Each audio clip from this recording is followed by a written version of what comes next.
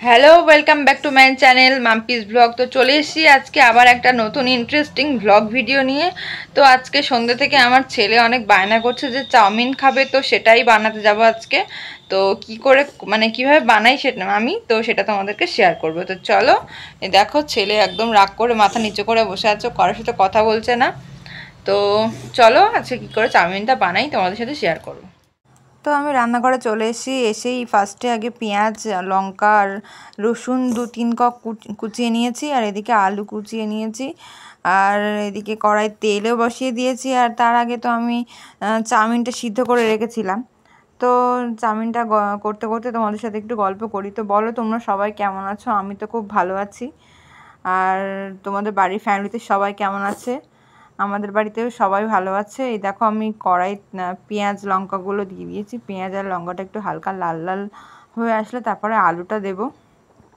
ফার্স্টে একটু নাড়াচাড়া করে নিলাম পেঁয়াজ আর লঙ্কাটাকে, তারপরে আলুটা দিয়ে ভালো করে নাড়াচাড়া করে তারপরে ঢাকা দিয়ে দিয়েছিলাম যাতে আলুটা সিদ্ধ হয়ে যায় তাড়াতাড়ি। আর আলুটা সিদ্ধ হয়ে যাওয়ার পর দেখছিলাম যে আলুটা সিদ্ধ হয়েছে, কিন্তু আলুটা ভালো মানে খুব সুন্দর সিদ্ধ হয়ে গিয়েছিলো। তো তারপরে ওর মধ্যে চাউমিনগুলো সব সিদ্ধ করা চাউমিনগুলো সব একটু একটু করে ঢেলে মানে মিশিয়ে নেব। তো দিয়ে দিচ্ছি চাউমিনগুলো।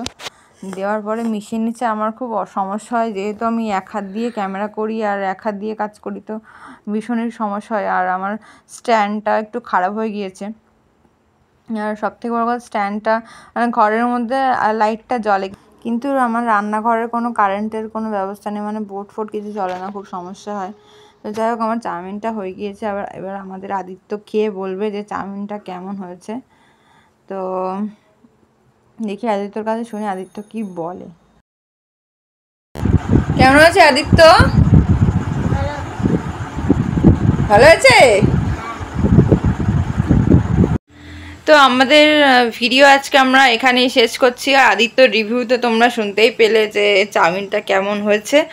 তো আজকের ভিডিও এখানেই শেষ করছি। দেখা হচ্ছে নেক্সট ব্লগে। তো ততক্ষণ তোমরা সুস্থ থেকো, সাবধানে থেকো আর ভালো থেকো।